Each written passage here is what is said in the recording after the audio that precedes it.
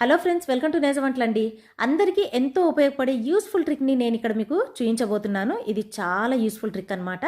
ఇదేంటంటే ఇక్కడ కనిపిస్తున్నటువంటి ఈ చిన్న మూత చూసారా, మనకి చిన్న చిన్న ప్యాన్స్ మీద వస్తుంటాయి కదా. సో ఈ మూతతోనే ఇక్కడ నేను ఈ ట్రిక్స్ని మీకు ఇక్కడ చూపించబోతున్నాను.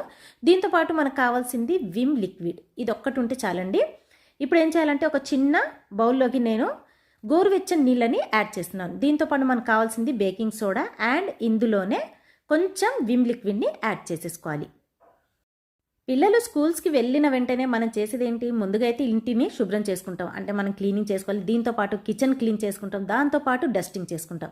సో డస్టింగ్ చేసేటప్పుడు ఏంటంటే ఒక్కొక్కసారి అంత ఈజీగా చేయడం రాదనమాట. డస్టింగ్ ఏం చేయాలంటే ఈ విధంగా ఇక్కడ వాటర్ తీసుకున్నాం కదా, ఈ వాటర్లో ఒక చిన్న నాప్కిన్ నేను వేసేసాను.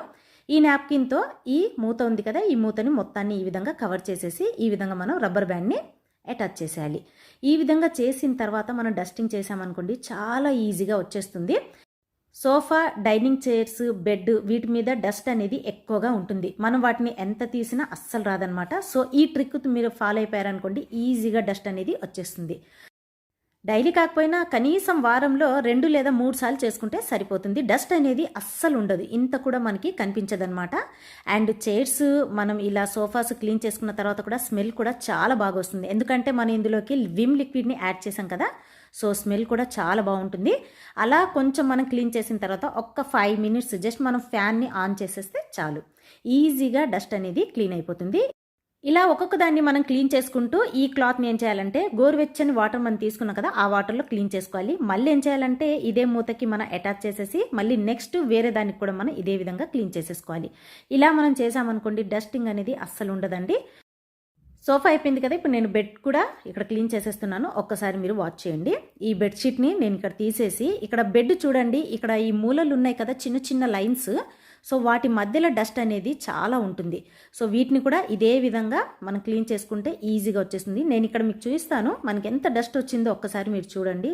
బ్లాక్ కలర్లో ఈ నాప్కిన్ మొత్తం బ్లాక్ కలర్ అయిపోయిందనమాట.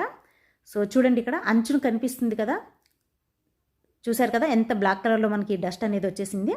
సో చాలా ఈజీ ప్రాసెస్ అనమాట. ఈ ట్రిక్ మాత్రం మీరు తప్పకుండా ఫాలో అయిపోండి. సో ఇప్పుడు ఈ నాప్కిన్ ఏం చేయాలంటే ఈ వాటర్లో నేను క్లీన్ చేసేస్తున్నాను. మనం ఇక్కడ గోరువెచ్చని వాటర్ తీసుకున్నాం కదా, అదే వాటర్లో మనం క్లీన్ చేసేసామనుకోండి ఈ నాప్కిన్ కూడా మనకి ఈజీగా క్లీన్ అయిపోతుంది. ఈ వాటర్లో క్లీన్ చేసిన తర్వాత మళ్ళీ ఫ్రెష్ వాటర్లో ఒక్కసారి క్లీన్ చేసుకుంటే చాలు. ఇదే నాప్కిన్తో మీరు మిర్రర్స్ కూడా క్లీన్ చేసేసుకోవచ్చు. సో మరి ఈ ట్రిక్ మీకు యూస్ఫుల్గా ఉందో లేదో ప్లీజ్ నాకు కామెంట్ చేయండి ఫ్రెండ్స్. ఈ వీడియో నచ్చినట్లయితే లైక్ చేసి ఈ ఛానల్ని సబ్స్క్రైబ్ చేయడం మాత్రం మీరు మర్చిపోకండి.